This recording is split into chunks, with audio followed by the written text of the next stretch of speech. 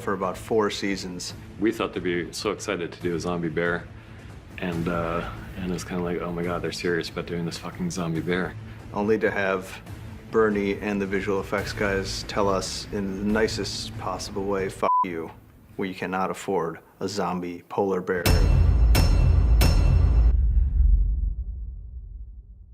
It was a real back and forth about who would be on this mission, who wouldn't be on this mission. The Dirty Dozen obviously came to mind. Everybody has a good reason to hate everybody else. I mean, it's definitely got that, gathering together these kind of misfits. A bunch of our favorite characters, many of whom have never been on screen together, but who all find themselves at the end of the world for one reason or another. And so getting Tormund back in the picture, the Hound and John and Barrick and Jorah, it's a fun group. The sequence had been so well conceived on a visual level by Alan and his team. To do that with hundreds of people and weather and visual effects and fire with lots of moving parts and still have that sense of artistry about it, it takes a different level of directing. 3, 2, 1, action! Our story is 7 guys on a rock being attacked by whites and trying to tell a clear story of, your task is to defend a perimeter, and as you lose, your perimeter is going to fall back, and how do you kind of hold order against just pure chaos? It's, hurting kittens. It's, you can't see anything except people whacking each other, and it takes some effort to talk to the cast to sort of say, no, the story is, here's a line, and we have to show that it's not being broken or that it is being broken. It was important to create a situation where I'm hoping the audience will think that one of our beloved characters is gonna die. I mean, we wrote it and we were watching it, and I was like, holy shit, Tormund's gonna die. But somehow he managed to override my rational brain and make me think that Tormund was gonna die. No matter how great your visual effects are or your art department and everything, there's just nothing quite like the real thing if you can find it. Iceland exists, and it's real, and it's cold as hell, and it's beautiful, and there's just nothing like having that reality on screen. It doesn't look like anywhere else. Half the time it doesn't even look real, and I worry that people are gonna think the blues of those glaciers are some kind of cheap special effect. The more spectacular looking it is, the more difficult it is to shoot there. I think there's a sort of kick-bollock scrambleness to filming out here, where you have such limited daylight and you have conditions which are like this or worse. It just gives it a sense of reality, In the world of Thrones, it's great coming to these landscapes that just really kind of arc back in time and take you to something very, very brutal and barren. There's an extent to which nothing ever surprises you on this job anymore, but this, you still can't help but be impressed by this. I mean, it's nuts. You can't get to this location without literally monster jeeps. It's a hell of a way to go to work. The Icelandic technical crew for setting up the base camp have to have everything ready, and they have to do that obviously under cover of darkness. So the crew, when they arrive, everything is ready to go. When we're shooting on the glacier, everyone's got the crampons strapped onto their boots because otherwise you'll slip, and even with the crampons, we had a bunch of guys falling and banging themselves up, but luckily no major injuries this year.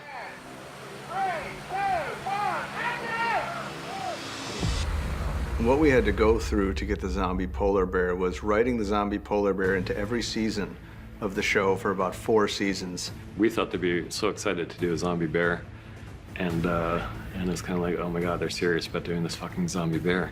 Only to have Bernie and the visual effects guys tell us in the nicest possible way, "F you, we cannot afford a zombie polar bear." This year made perfect sense that you could have one of these things out there. And we really put our 4 feet down and we said, God damn it, we want a zombie polar bear. We looked at some of the beats, the way the polar bear in the previews that we got, how it spots the guy's way, how it picks someone up and shakes him around. And then we get our wires in and start rehearsing with guys using different methods to pull someone around and get the right body shapes and the right energy. Everything's made sure it's super safe first. We test everything over and over again, usually with a weight bag, and when we're happy that it's safe to have someone on, we get someone on. We were holding the flaming sword in the jaws of this thing, so the big guy was able to move the head around, which was something for our actor on the floor to work against. I've never really worked with this ping pong ball thing and pretend that's a bear, and I've had people going, oh, when I'll come towards you, I'm a bear. No, you're not. Your name's Toby.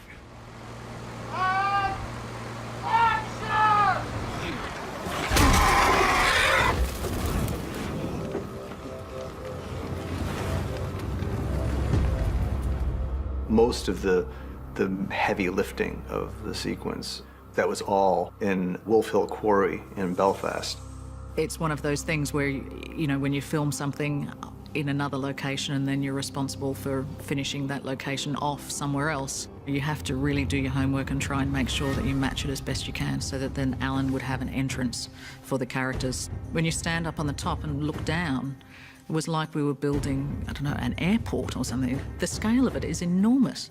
We build nature. No, sometimes I walk out there and I think we're crazy people. We had a really tricky time trying to work out what a frozen lake looks like and how we can achieve that.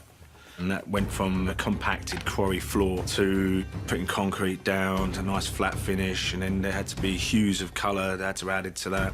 Then we had to work out how the ice would look, trying to make that look three-dimensional and as if it was transparent ice. All these things were really, really tricky. Stop!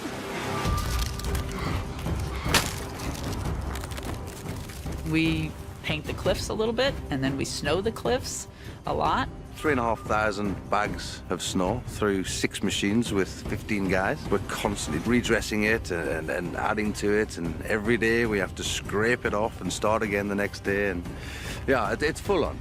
It's a really cool set. Like, it's an amazing set. They cemented a whole quarry to flatten it out to make it look like an ice lake. The amount of workmanship is incredible, and I mean, it really, we've had to run across that ice. It just looks so real. It's fantastic. I thought it was a real lake. Then I understood that they have made this for this sequence. Yeah, it blew my mind. This amount of people, and when the camera rolls, everything just sort of comes together at precisely the right time. Original intention was to dig out the areas on location where people would need to fall through the ice, and then it became clear to everyone that probably the temperatures were going to be so terribly cold. We figured out if we use motion control, then we could achieve it on stage. Where the whites fall for the ice, we're doing those as separate set pieces, and then building rigs to drop underneath the ice to take the weight of the actors and then allow them to drop through. You know, even though we've got 10 guys falling in while the camera's moving, by the time we're finished, we've got 100 guys falling in and the camera's moving 5 times as far. Everyone's always like, oh, you get to shoot in a tank, great. No. It's the end of the season, and I get plunged into cold water with a full costume on. It's gonna be miserable.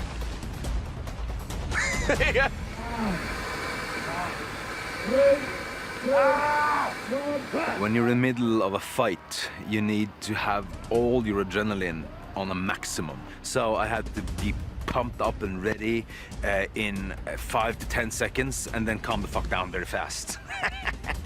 You've got to loosen up. You've got to be ready for a fight. With a big Norwegian, and we're both looking at you. Ah! Ah! Ah! Even the extras are so into it. They're One of our heroes gets chased to the top of the island. The higher edge is about 11 foot from the frozen lake. Big trust thing because I'm falling into the guys. The guys are catching me off the end of the rock, opposed to where you'd normally do falls into boxes or an airbag.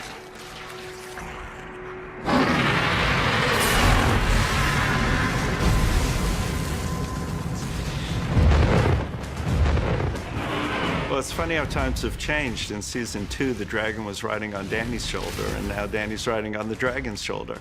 And when Danny gets on and off the dragon, it's sort of like wheeling up the stairs to a 747. We've modeled the dragon and then laser cut this full-scale giant piece of polystyrene to create a section of the dragon's back that is living on the island at the frozen lake. I've got a bit of climbing to do on that contraption with a person on my shoulder. I just hope I can do it. Well, I've never flown a dragon before. I'm sure we'll be fine. Just hang on. This year, things are a little bit beefier. We have a bigger motion base, we have a bigger buck. It's a lot harder, especially for Emilia. It's one thing to act in a room with somebody and to draw on your considerable resources as an actor. It's another thing to have a situation that's supposed to incorporate the same level of emotion, but in the most artificial environment you can possibly imagine. It's the opposite of walking in costume through Iceland. You know, the harder the challenge, the more I relish it. But this really, you're like, can I just even maybe have like, you know, like a screen with like clouds or something? Like, I've never flown on a dragon. And to just harness that power, can you even imagine? The fire column slicing the ice, we wanted to make sure that it looked like a cutting torch, and it's exploding the ice, atomizing the ice immediately. So we worked with Sam's team again, and when you see it, it really is awesome.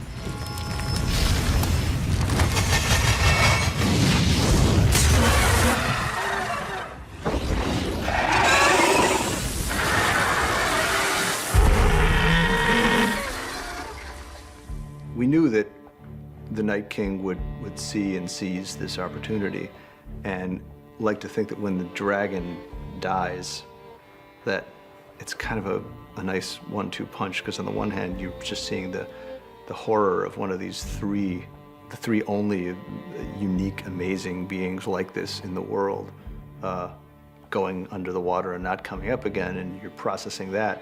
And then you're processing something that's even worse, which is when it comes back out from under the water again.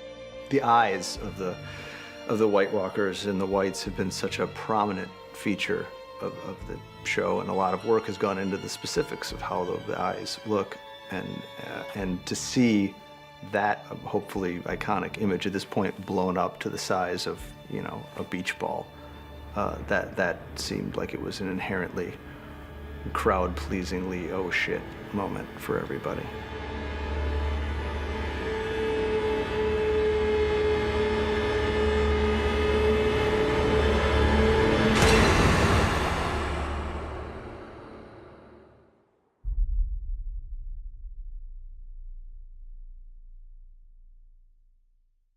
It's a new one. Ed Sheeran's got a beautiful voice, and we knew he was a fan of the show, and we knew that Maisie was obsessed with him. So we always thought it would be fun to try to get him into a Maisie scene at some point. When I first got the scene and I was a Lancer soldier and it was with Maisie, I just assumed we'd all get killed at the end. Action. I don't want to steal your food. You're not stealing, we're offering. Come on, it's going to be a cold night. Just a nice moment for her to really enjoy human company without lies and trickery. But I think the underlying theme is that, as in any war, the soldiers are just people and we are young boys. She really enjoys just hearing their stories and finding a bit of normality again. And I think she kind of realises that she can just kind of chill, let her guard down, have some food and crack some jokes. So why's a nice girl on our own heading to King's Landing? I'm going to kill the Queen.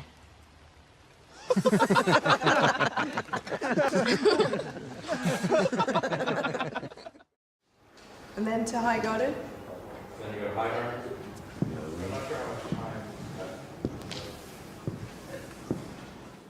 What is this? It's what we've been waiting for our whole lives. Shooting that map room scene was a really big thing, and very extensive conversations with Lena and Nikolai about that. You afraid of me? Should I be? There's a great amount of need for revenge for her. Enemies to the south. It's like she needs to put everything to sleep that causes her pain. Enemies to the north. And she's now just on this very driven, focused path to world domination. And of course, we're introducing this whole new set, which is in this courtyard in the Red Keep, where there's a hand-painted map. Of course, you want to show this incredible thing. And also it has great metaphorical value. There she is walking all over the known world when thinking about ruling it. So you kind of want to do justice to that aspect of it as well. We thought that a painted map on the ground, that seemed like a good idea. Enemies everywhere. We're surrounded by traitors. We knew that Jim Staines, the graphic designer, would create something amazing, and he worked so hard on it. We wanted to have some allusion to the opening title sequence. And that just meant using some of the lettering, some of the imagery, and coming up with good colors, and then working it out basically on a computer. Then we had an image which we could print out, which was the right size. Had to do pseudo-medieval drawings of towns, lots of lettering, lots of conversation with the designer especially. Then we had two guys come in, Dave Packard and Greg Winters, who came in to actually paint the image that I designed onto the floor. The man who is firmly but politely dismissed at the beginning of the scene by Jamie Lannister is indeed Jim Staines, who designed and created the map to begin with. I don't think being down on his knees for quite so long was as much fun as he thought it would be, but he did well. Very nice. Okay, moving on. Of what they are to each other, I don't know how that's gonna, I think kind of might be the reaction. I like looking at it and going, oh God, I'm sorry, let's go again. Yeah, I think they both know it's wrong. I think they both know it's gonna cause problems. But it's that thing, when you suddenly feel that deeply about someone and you go through those events together, it's like a runaway train. You can't stop it happening. Father, Smith, warrior.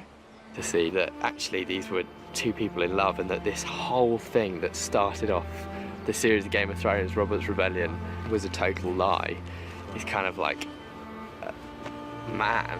And what's going to be interesting is for Bran, it's like, what am I going to do with this? Because just as everything was coming together, everyone was going to join together to fight, inevitably Game of Thrones will tear us apart once more. It's dangerous for everybody involved. I'm sure it's good for both of them in the moment, but you don't even get the relief of how beautiful it could be or should be. It's not good. But it should be, but it's not. It's Game of Thrones. There's a long history of romance not ending well on this show.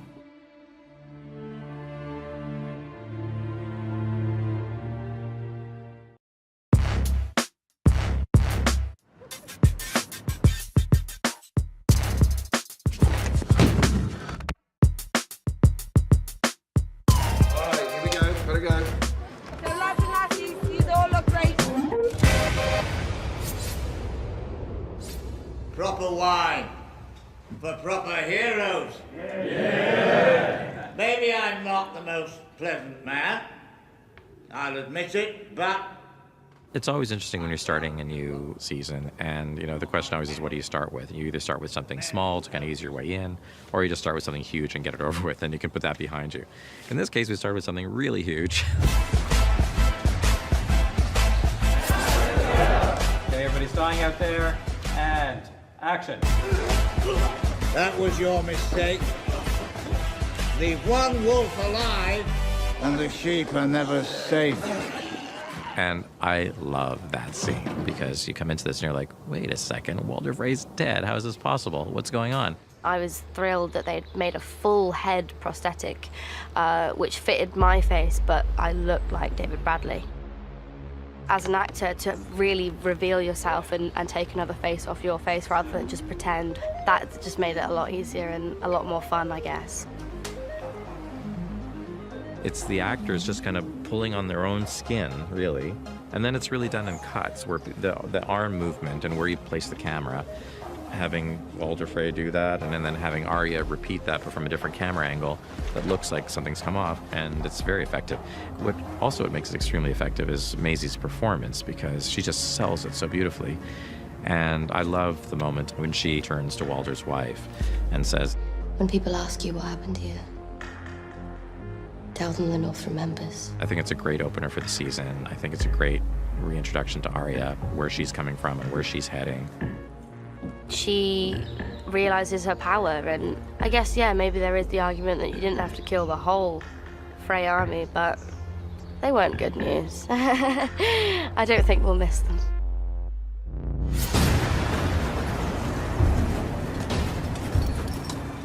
I think, starting with the Army of the Dead, basically, why that's really important is that this is the common enemy. This is like the bottom line. This is what everybody in the end is going to have to face. It's the enemy that is beyond all enemies. It's like the one thing that nobody really knows how to fight. And so the big question is, are these people going to get their act together? Are they going to figure out a way to fight the big enemy, or are they going to just eat each other alive before that even happens?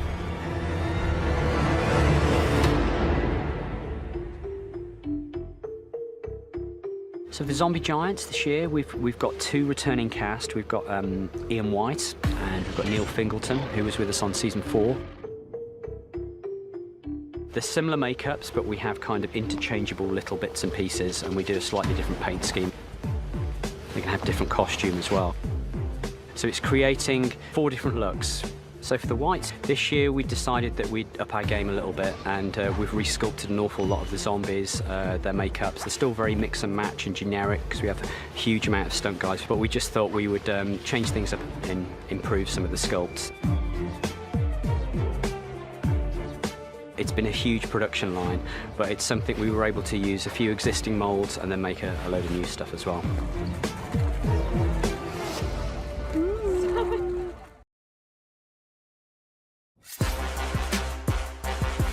Seymour.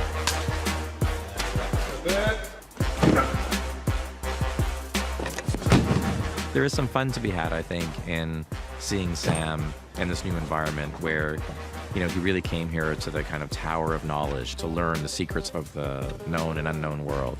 And he's really just, a cog in this machine. Sam has quite a miserable time. A man's dreams not matching up to the reality. We don't lean on montage that often in the show, partly because montages, to do them right, take a lot of time and a lot of resources. Bernie came to us at one point and she said, we've got 3.5 days scheduled for this montage, which is a long time to shoot what is maybe a 2-minute montage. In the end, when we cut the scene together, it was hilarious.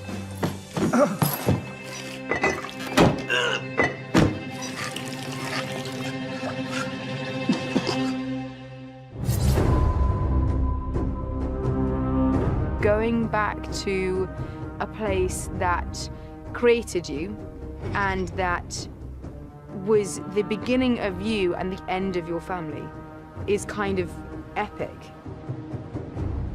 Danny coming home was a really interesting sequence, and I think what was really lovely was that doing it for Game of Thrones, you're doing a sequence like that, you can really do it properly. Like, you can really take your time with it, you can really give it its due as a real moment. Because there's no dialogue, it puts more weight on Emilia, who's doing all of this with her face and her actions and her movement. It puts a lot of weight on the art department because the place itself is really the other main character.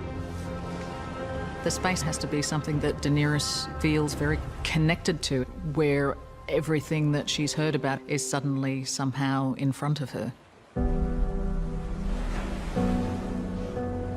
That was exciting to do, and locations that we shot in Spain for it were absolutely stunningly beautiful. We had to find somewhere that had a certain weight and power to it. And when we arrived at Zumaya Beach, the geological formations there are so unique and so special and so interesting that they have a weight to them that I think none of us could ignore. Actually, quite often, we have to split location for the same scene.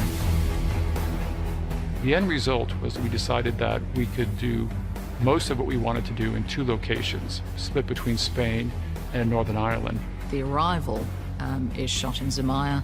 You then get up onto the platform, go up a set of stairs, and then we're on stage here in Belfast. And then once she goes through those doors here, then you pick her up again in San Juan, where she goes up the steps to the castle. Those locations together informed, for me, the whole design of Dragonstone. And it all came from those really unique rock formations, which are so, so special and very unique just to that part of the world.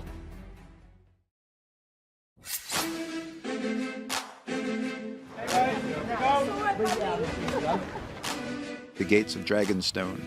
It's probably going to be on film for about 30 seconds, but so much detail and work went into this set. 2 giant dragon heads were carved by our sculpting team. With the most beautiful, big, massive doors that were designed and built here. The locations in Spain, had that very strong rock formation, that very strong strated look. And we were able to bring in those beautiful geological formations in those side corridors. We had to use the rocks from the location. We sent out a team of plasterers to Spain. They took impressions of the stone. And from those, we created moulds, and we used those rocky shapes to create the shapes of the corridors in the cave. There's that kind of physical, geological journey that we were able to design. And then that all culminated in the throne room, where we had to create like a new architecture.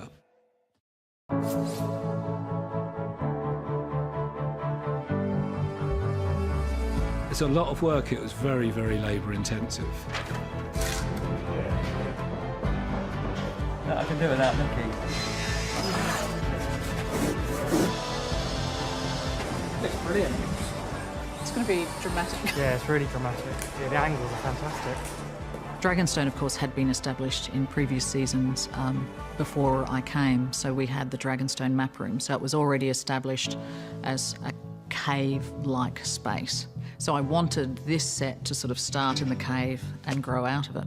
And then we were able to bring in those beautiful geological formations in that throne, the Dragonstone throne, which I think is, a really powerful sort of statement. The only directions we gave her was that it should be quite imposing and intimidating, and that the throne would be carved out of the rock, and that was it. That's all we gave her, and then she went to town with that. The first time we saw it all lit for a scene, that was pretty dramatic. As we were building it, people would walk through this set and they would feel, I feel very uncomfortable here. It's not a room where I want to spend a lot of time. So it was a new approach to an audience chamber, which was not welcoming people in. It was basically making people feel uneasy and intimidated. Yeah, I think it's maybe the best set that we've ever built. It was really impressive. We couldn't wait to shoot it. The audience chamber is incredible. One of the most staggering sets that I've had the privilege of being in. Every moment of that journey from the ship to the place where she's actually going to stand and plan her conquest, there's a different flavor to each one of those moments. And you realize this place where she was born, there was a whole culture there, there's a whole world there, and you get a real taste of it and the uniqueness of it. And the coming home is really very dramatic. Shall we begin? You're on. The boat itself is a big fuck you boat built by a big fuck you guy. It's one of those things where the silence was written bigger than what we could actually afford to build. And so we had to be clever about the way we did that. We decided that the best way to really put across the true size of this boat was to build a section of it, the bow section that rams into Yara's boat. And so we designed a big naval ram that was on the front of that boat that would then crash into Yara's. And that was an opportunity to reintroduce the Kraken. And also we had the Corvus itself. We built the Corvus so that it became lightweight and very strong. We had a stuntman standing on the end, but obviously a controlled fall, so we had to make sure we had the right speeds, which meant that we had to control it with a wrench system.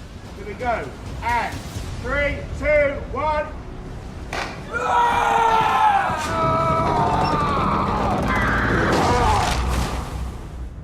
One of the major challenges in the boat sequence was how to, sell the idea that this was happening at sea, that they were floating on water, and yet we're in a car park in Northern Ireland. Sam's first ever was, well, we'll just blast a load of water against the sides and it will splash up. By having this splash up, there was an immediate visceral connection with the ocean. We had green screens 60 feet high, all the way around the ship. So, there isn't really a direction that the camera can face that we don't have to do something. We're big believers that real photographed elements are what helps sell the reality of our scenes. Part of the look of it all, having a lot of embers burning through the shot as if all the boats are on fire. So we created ember guns We had some larger rigs as well. We had a couple of moments where the whole sort of section of the mast would come collapsing down. Part of the battle is Ewan's crews fire the burning projectiles at Yara's crew. Our effect there is really a lighting effect, which was basically a flare. Sometimes we had flares fired freehand, and sometimes we had flares fired down wires. Okay, here we go. 3, 2, 1, action! You're not dying today, Sir Jorah. The operation on Jorah was one of the major technical challenges for me in episodes 2 and 3. 99% of the credit goes to Barry and his incredible prosthetics team. It's something we hadn't necessarily done before, and it's like almost everything we do with prosthetics. It's all trial and error. We had to devise a way of removing the top outer skin of this disease and having an underlayer beneath which could bleed, and we'd have pus and various gooey things. And I think that we had a team of 4 applying his body makeup.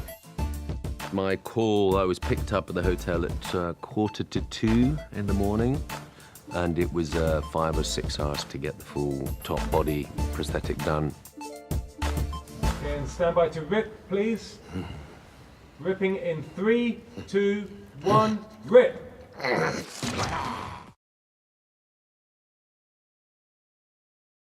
Stage today, and I mean that literally. We have Daenerys, we have Cersei, we have Jon Snow, we have Tyrion, to name but a few, all very much on the edge of something disastrous happening. The mood is somber. It's, you know, world leaders uniting and disagreeing about how the world should be run. It can go south very quickly, and that's the brilliant part of the sequence, because you know how quickly things can turn on this show. It's a potential powder keg. So no matter what's happening, no matter who's meeting who, the potential for things to completely explode is always there.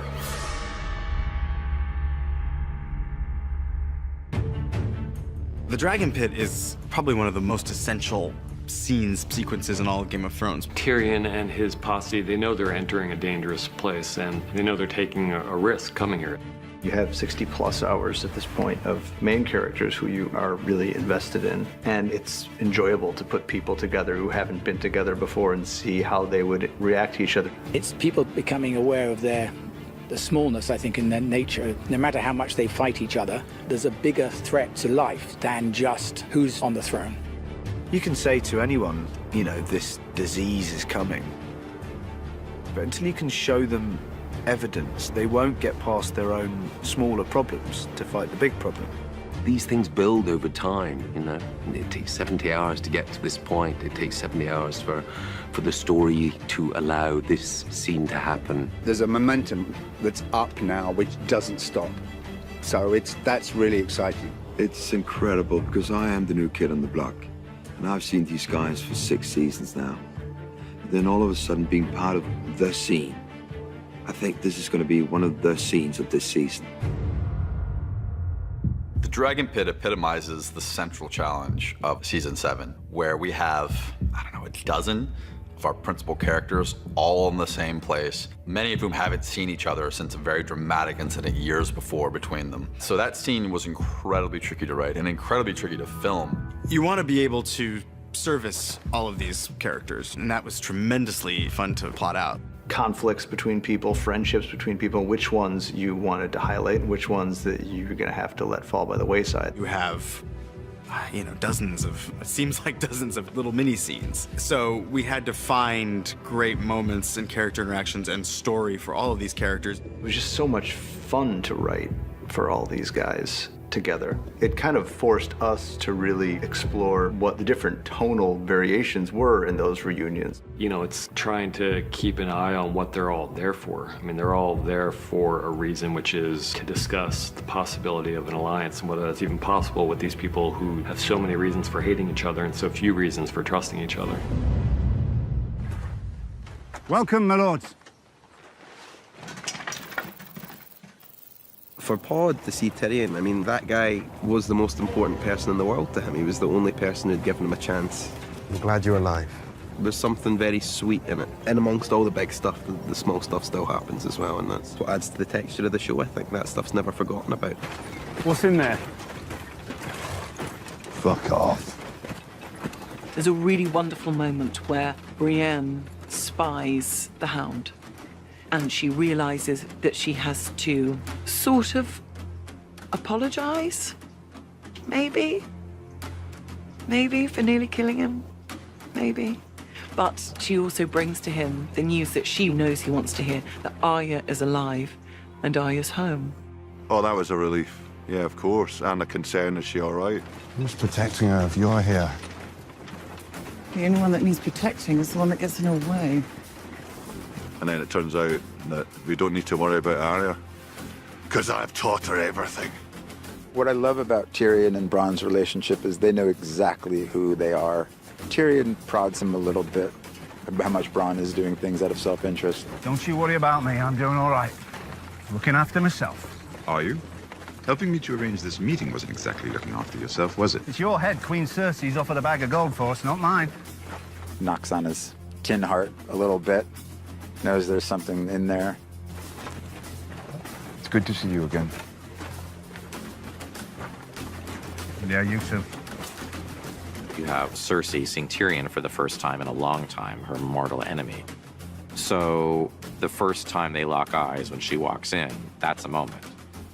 It's really awkward. It's like I know family reunions for everyone are very awkward, but let's just say the Lannisters are a complicated bunch. She's held him responsible for the death of her mother and the death of Joffrey and her father. You know, she can't really take responsibility or deal with her own grief. She has to just blame everybody else, and that's part of her pain too. Lena gives me a look that I never want to see ever again. It almost flattened me. I wanted to hide.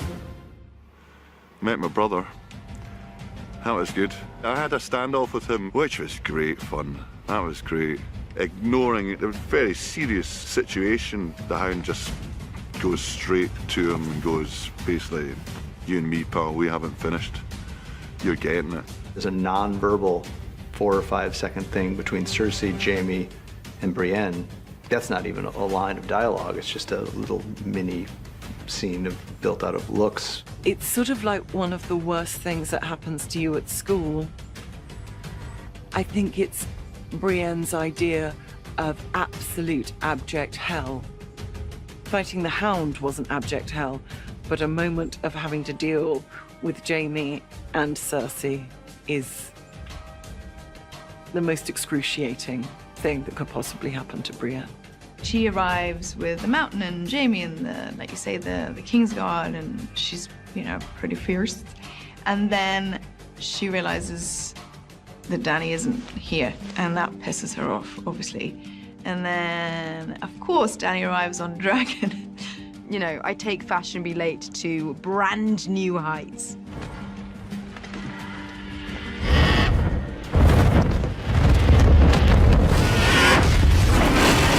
She's very theatrical with her entrance, though. Yeah. It's kind of funny that you go, wow, she really has to show off her power, but fair enough. And she tries desperately to not be impressed by that arrival, and everyone else, obviously, as you would, is standing up in awe of this. And then, you know, in walks this young beauty of a queen, and she's immediately beyond frustrated on many levels. We've been here for some time. My apologies. And then all she gets from Dany is apologies, you know, and that then drives her in the scene. She can't bear it. We have something to show you.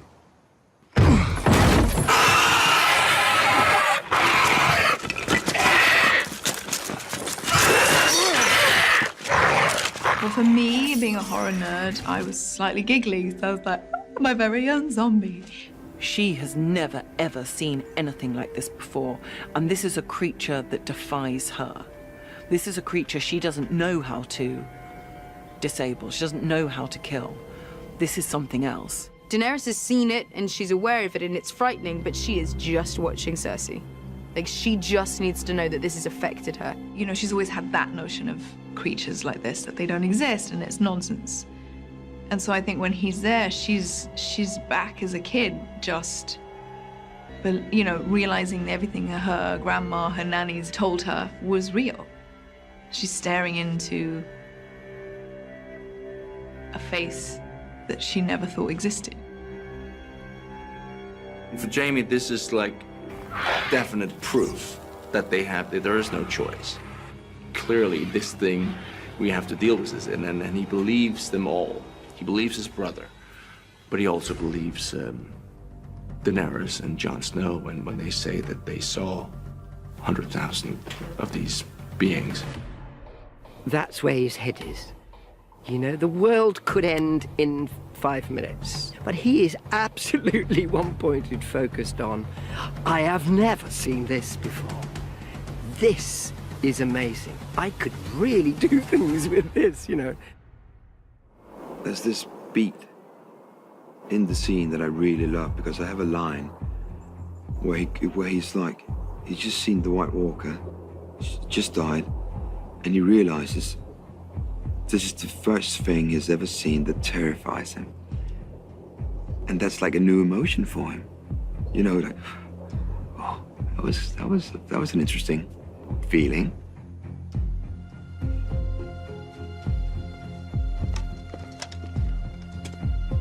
I'm going back to my island. You should go back to yours. When winter's over, we'll be the only ones left alive. And then it all rests. Her dragon's death, everything rests on Jon Snow just lying. The crown accepts your truce. In return, the king in the north will extend this truce. He will remain in the north where he belongs. He will not take up arms against the Lannisters. He will not choose sides. They've got a plan of action. And then it all kind of falls apart with Jon's honor again. It's like, come on, dude. Like, it's all you gotta do. Just this one time, just tell a fib, and he can't. He just can't. Like, that was the bad move. That was a bad choice, but thanks so much. I am true to my word. Or I try to be. That is why I cannot give you what you ask. I cannot serve two queens. Tyrion, knowing his sisters so well, knows that that's not going to go over well. And of course, it doesn't. And when Jon does that, the whole thing crumbles. So it's sort of like, I get it, but Then there is nothing left to discuss. It is so much fun with all of us all together. Having been isolated for so long, and then suddenly, boom, I'm working with everybody. It was quite kind of event for me. I loved it. It's lovely. It's all of us being together. So we're all kind of, you know. that was really exciting because we are all just a big happy family. And that extended to after work, unfortunately, because we had way too much fun. You know, usually like here, you're on set and then you have a couple of other actors to hang out with. Suddenly we were like 10, 15 at the same hotel. It was just a recipe for disaster. But it was fun though. Having been so invested in the show for so long, for so many years, it's just so thrilling. And I was personally very excited to finally meet Daenerys. And I hope for the fans that they see a satisfying realization of what I think they've all been maybe waiting for, is for these worlds to be collided.